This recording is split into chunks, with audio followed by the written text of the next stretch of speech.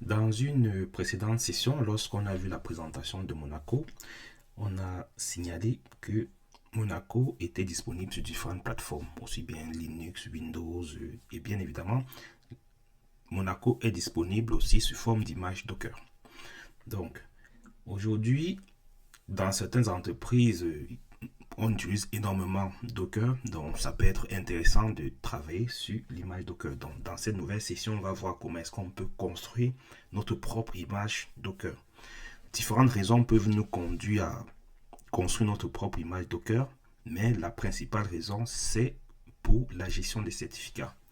Donc, lorsque vous êtes sur une offre managée, comme c'est le cas ici, si on regarde le certificat, donc déjà le navigateur nous informe que le certificat est valide. Et donc, on regarde les informations, on voit l'émetteur du certificat, on se rend compte que c'est une autorité de certification publique qui est reconnue par le navigateur.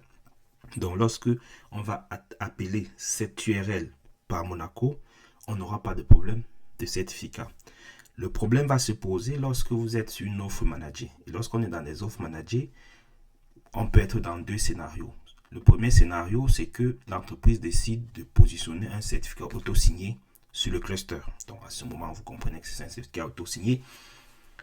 Monaco ne les connaîtra pas et fera une erreur d'authentification au niveau certificat. La deuxième option, c'est que on peut être sur une autorité de certification propre à l'entreprise. Et bien évidemment, dans ce genre de scénario, les navigateurs des utilisateurs de l'entreprise ne fonctionneront pas. Et c'est cela qu'on peut, en entreprise, on télédistribue le certificat sur l'ensemble des navigateurs. Et ainsi, c'est comme ça que les navigateurs reconnaissent les pages web de l'entreprise. Monaco, il ne connaît pas l'autorité de certification interne à l'entreprise. Donc, c'est une des raisons qui peut pousser à créer sa propre image dans laquelle on aura positionné l'autorité de certification pour qu'il puisse reconnaître les différentes URL. Donc pour ça, une fois de plus, on l'a vu dans une précédente session, je vous ai dit, j'ai ouvert mon repo Dynatrace Monaco dans lequel j'ai mis un certain nombre d'informations qui peuvent être très utiles lorsque vous voulez démarrer avec Monaco. Donc on a par exemple les informations pour créer le SLO, on a les informations pour créer un client ou autre. Et donc cette fois-ci, on va s'intéresser à fichier Dockerfile. Donc, la première chose, bien évidemment, le Dockerfile, c'est notre from.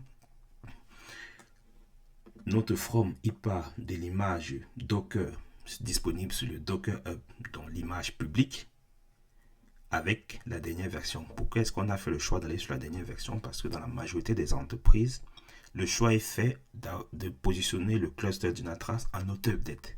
Et donc, si vous êtes en auto-update, comme on l'avait aussi dit précédemment, il faut que votre release management entre votre cluster Dynatrace et votre client Monaco évoluent ensemble.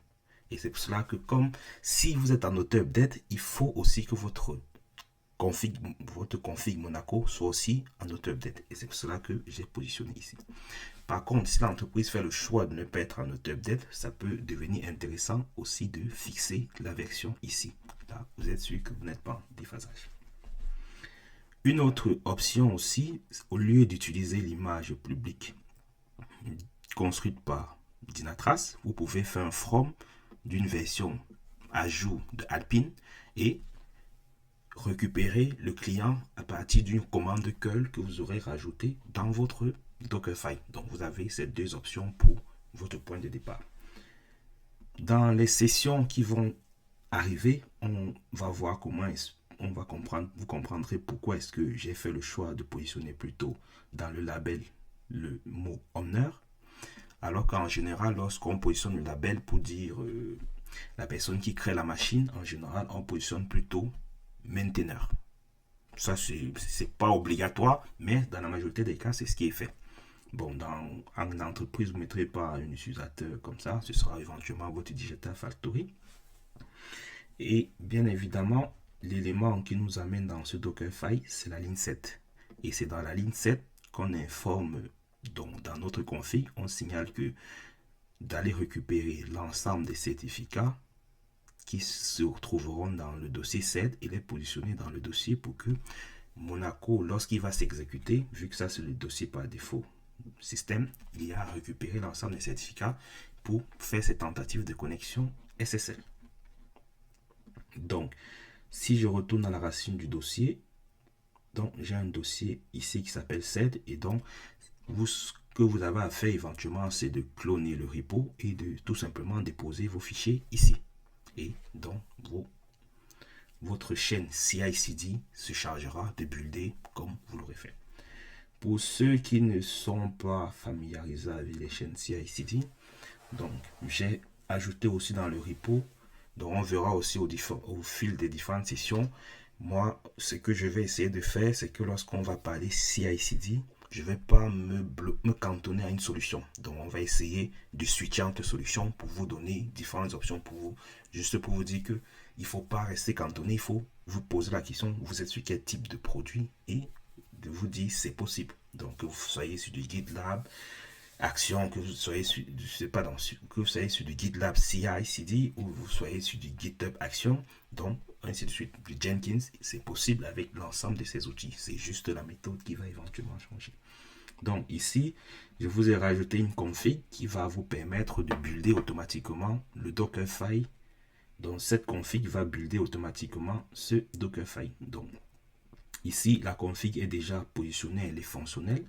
Et donc, il vous suffira de cloner. Et si vous êtes encore sur GitHub, cette config fonctionnera toute seule.